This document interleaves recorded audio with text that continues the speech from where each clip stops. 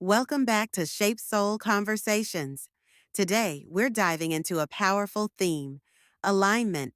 David, how would you define alignment in this context? Great question, goodness. Alignment is about having your beliefs, values, and actions all in harmony.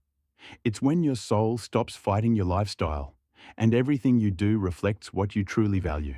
Absolutely. And this week's tagline, "When the soul is shaped, the world feels it," really encapsulates that idea. What will our listeners learn today? We'll explore how to identify the gaps between our values and actions, the importance of living in sync, and practical steps to achieve that alignment. Let's start with a fundamental question. Why do you think people often find themselves out of alignment with their values? There are numerous reasons, goodness. Life gets busy, distractions abound, and sometimes societal pressures force us to act against our values. What most people don't realize is that this dissonance can lead to feelings of dissatisfaction. Exactly. And that gap between our beliefs and actions can be so disheartening. How can our listeners begin to close that gap? One effective way is through self-reflection. Asking yourself questions like, are my choices reflecting what I truly value? Can be eye-opening. That's a great point. It's about being honest with ourselves. But what if someone realizes they're significantly out of sync? It can be a tough pill to swallow, but remember, alignment isn't about perfection. It's about gradual progress. Even small changes can lead to significant impacts over time. And that leads us to our next idea: living in truth. How does living in truth contribute to alignment? Living in truth allows you to act authentically, aligning your daily actions with your core beliefs. It builds confidence and clarity. What's fascinating is that when we live in sync with our values, not only do we benefit personally, but we also positively impact those around us.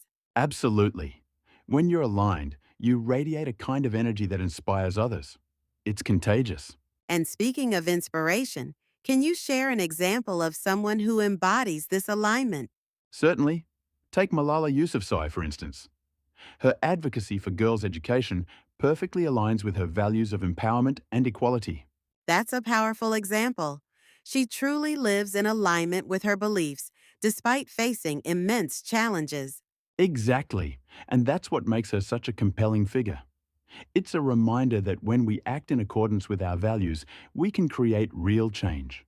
So, to wrap up our discussion, what key takeaways should our listeners focus on this week? I'd say the most important takeaway is to regularly check in with yourself. Ask, are my daily actions reflecting my true values? And take small steps towards alignment. Thank you for joining us today on Shape Soul Conversations. Remember, when your soul is shaped, the world feels it. And don't forget to engage with our ShapeSoul community. Share your experiences with alignment using the hashtags #ShapeWithinImpactBeyond and #AlignmentWeek. We're excited to hear your stories of alignment. Until next time, keep shaping from within. And that's just the beginning of your journey towards alignment. See you next week.